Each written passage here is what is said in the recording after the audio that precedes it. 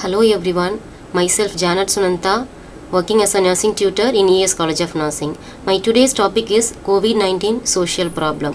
So we are very familiar with the COVID-19. So because it has created a very big crisis in a health sector and all over the world. So what is COVID-19? So what is COVID-19 means the coronavirus disease COVID-19 is an infectious disease caused by SARS-CoV-2 virus. So what is SARS-CoV-2 virus? The severe acute respiratory syndrome coronavirus 2. This disease originated in China in March 2020. The World Health Organization WHO declared COVID-19 outbreak as a pandemic. So what is outbreak? Outbreak is a expected normal thing. So if it is a COVID-19 we are seeing in the worldwide means it is the outbreak as a pandemic. Pandemic means all over the world. So next we'll see about the mode of transmission. So mode of transmission, how the COVID-19 virus is spread through the to the persons. COVID-19 virus spreads mainly from person to person through inhalation of droplets or aerosol the small droplets among those in close contact within about the 6 to 2 meters. So mostly it is a droplet. It will transfer the person through the respiratory droplet like sputum or any other fluid materials. The virus travel in the respiratory droplet released into the air when an infected person cough, sneeze, talks and sings or breathe. These droplets can be inhaled through nose or a mouth in the mouth or eaves of the person nearby and transmitted infection. And also it will transmitted through the touching and shaking of the hands with an infected person and touching the contaminated surfaces. So touching the contaminated surfaces in the sense doorknobs and side rails of the patient cot and windows or other things. So next we'll see about the signs and symptoms of COVID-19. So totally the incubation period is 2 to 14 days. So we'll see what are all the potential symptoms of COVID-19. Body ache, loss of smells, fatigue, runny nose, breathlessness, headache, sore throat, sneeze and fever, diarrhea, chills and dry cough. And also the loss of taste also will be occur. So fever, cough, tiredness, headache, loss of taste and smell, so muscle aches, shortness of breath, difficulty in breathing. So some of the patient will feel the chest pain also, and also nausea, vomiting and diarrhea. The skin rashes will also occur in some of the patients. Symptoms may range from the very mild to severe, while some individual may not exhibit any symptoms. Though individual may not exhibit any symptom is called asymptomatic individuals. So diagnostic test. There are two types of diagnostic tests are there for COVID-19. The first one is antigen detection test or rapid test. The second one is RT-PCR, that is real-time polymerase chain reaction test or molecular test. So first we'll see about the antigen test. So antigen test is otherwise to call rapid test. So it will take only less time to detect the COVID-19. So this is often used as point of care test, less expensive and yields quicker result within minutes.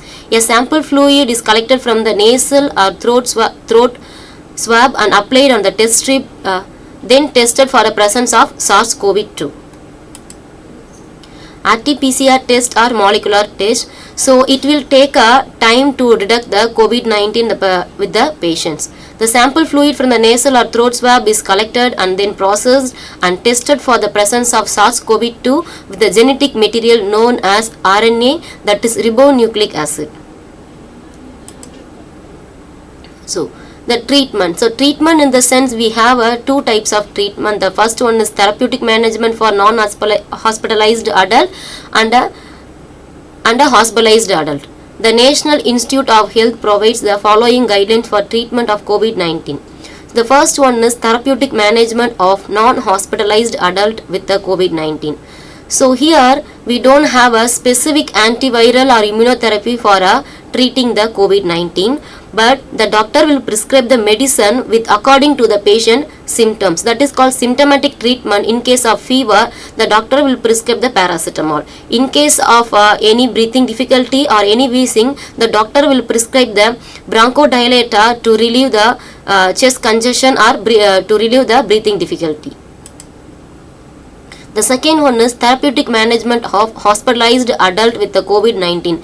So this is not only for the hospitalized adult. So this therapeutic management for all the people, those who are occur COVID-19. So dexamethasone, this is the primary immunomodulator. It will boost up the patient immune system. So and also according to the patient vital status, the doctor will according to the patient vital status, the doctor will prescribe the oxygen administration and also the non-invasive ventilator or mechanical ventilator also recommended for the patient. Okay. The next one is vaccine for COVID-19. So the vaccine for COVID-19, the started in India on 16th January 2021.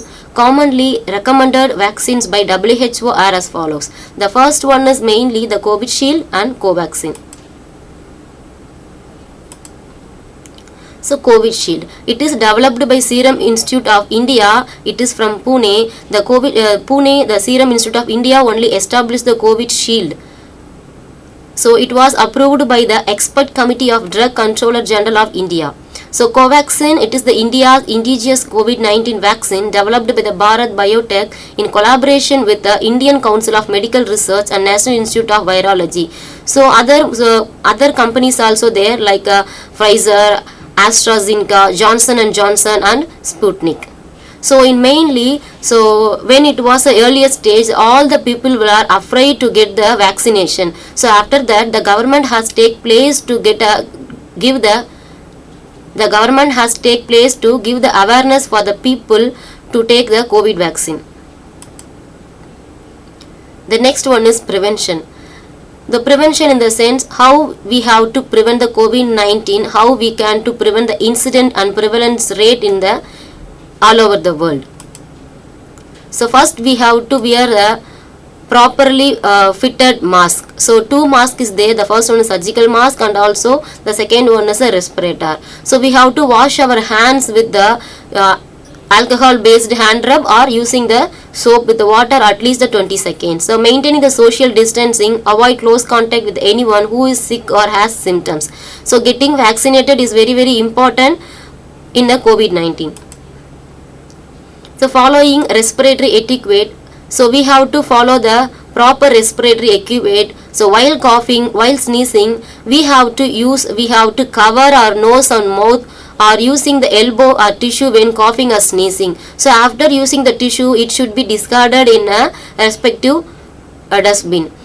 So tissue when the following respirator etiquettes, covering mouth and nose with the elbow or a tissue when coughing or sneezing, avoiding touching of the eyes, nose and mouth. Avoiding crowds and indoor places that have poor airflow. So disinfecting frequently use the surface such as doorknobs, tables and chairs. Getting adequate sleep, eating healthy diet, drinking plenty of liquid and doing regular exercise so as to strengthening the immune system to fight the infection. So we have to avoid the crowded places like going to the marriage, going to the any other market or anywhere else. If you are going to any other essential work, we have to wear a mask, we have to keep a distance with the other people because we doesn't know who is a COVID-19 patient, who is the unknown COVID-19 patient. So here the government of India has given the very good packages for the people, those who are suffer by the COVID-19. COVID-19 induced significant economic and social disruption in India. Many people were affected by loss of income and livelihood. During this lockdown, the Indian government enacted several emergency legislation schemes to provide the direct and indirect relief to the workers and household.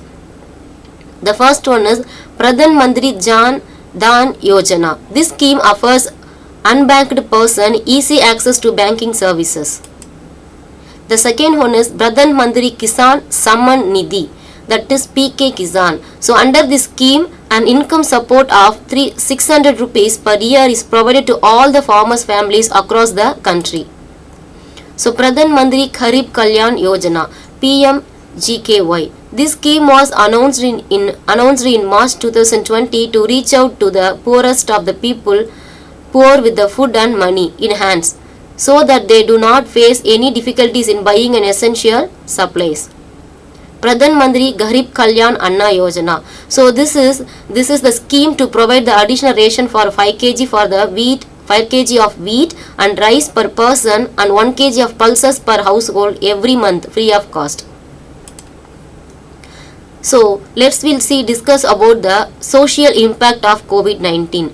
Yes, we all know. So all the people who are all over the world has lost their money, lost their livelihood, lost their loved ones, everyone because of the COVID-19. So COVID-19 pandemic affected many aspects of the human life. The areas of impact include health, economic, labor productivity, agriculture, production and development, pressure on health sector, women and migrant population.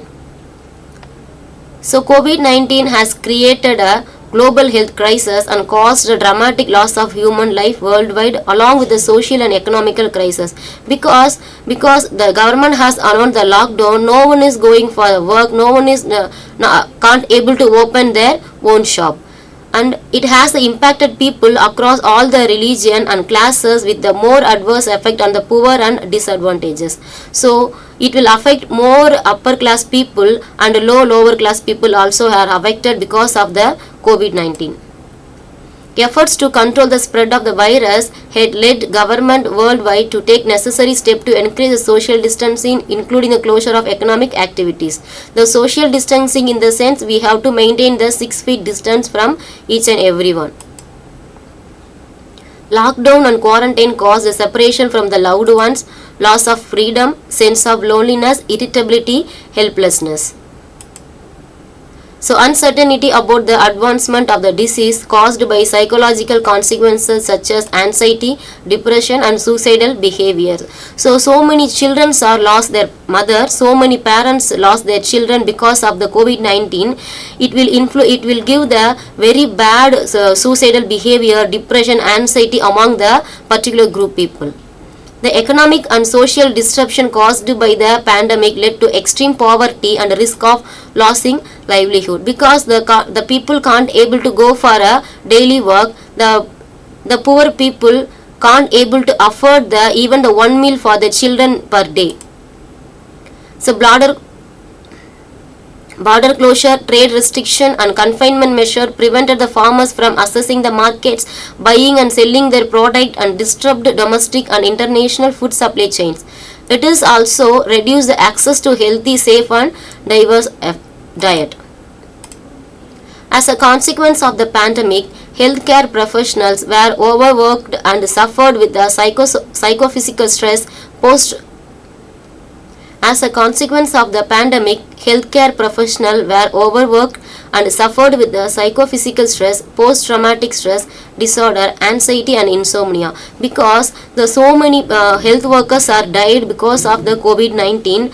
So the manpower restriction will be there. The management can't able to afford so many staffs in a working area. So continuously the staff persons are doing the overtime work. They are wearing the PPE. They are holding the stress. They are having the symptoms of COVID-19. They are also thinking about their family. So these kind of activities will stress the staff nurses and also the health worker in all over the world. So because of the COVID-19 pandemic, the generation of the different types of waste, especially the biomedical waste generation was very high. It will give the very unhygienic environmental concerns in all over the world. Because of the low manpower, they can't able to treat all the waste at a time. Thank you.